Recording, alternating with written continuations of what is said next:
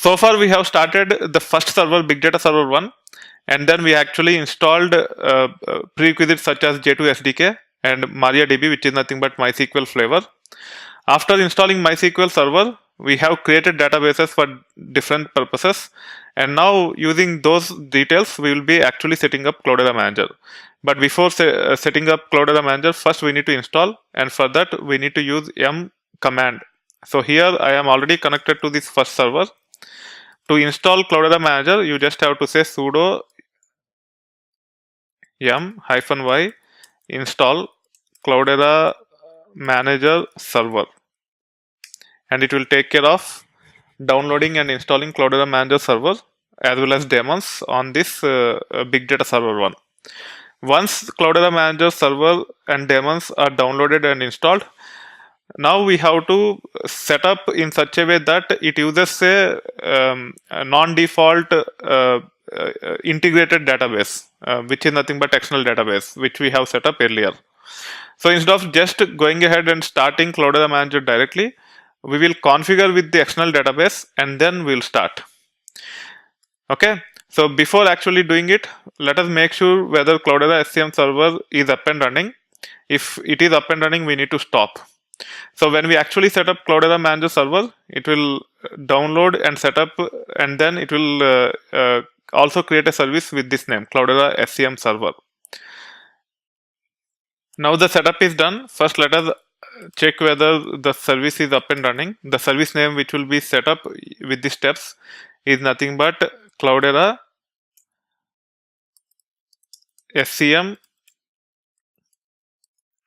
server, and this status will actually tell us whether it is up and running or not. It is not up and running.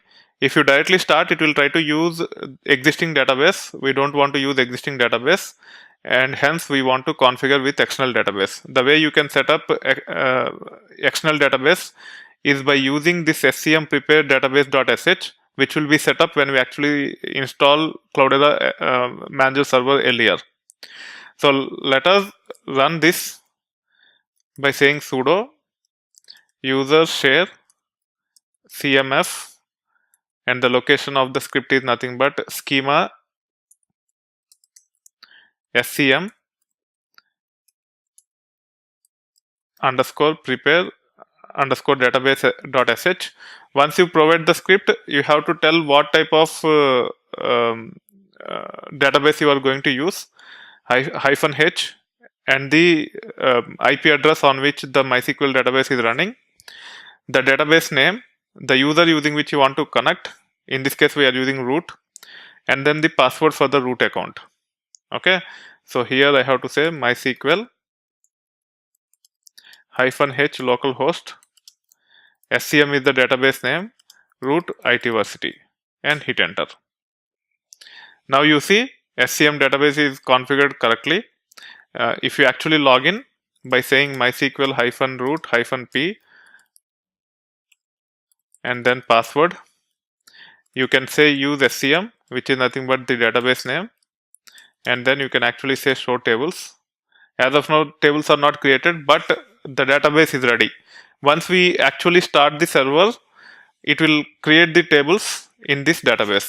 Now I am exiting from here, and we will be starting the Cloudera SCM server, and you can do that by using sudo system ctl start Cloudera SCM server.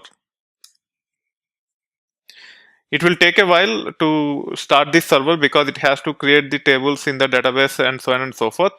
While it is taking care of setting up the server, you can sudo to root, and then you can say tail -F where log Cloudera SCM server. This is the location where the log files related to Cloudera SCM server will be created.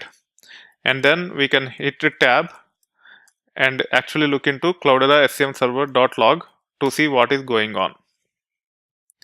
I have ran tail-f command as there are changes as part of this log file. As the service is being started, you will be seeing details here. You need to wait until the server is started on port number 7180.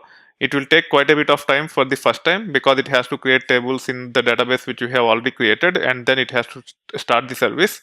Let's wait until the tables are created and the service is started on port number 7180.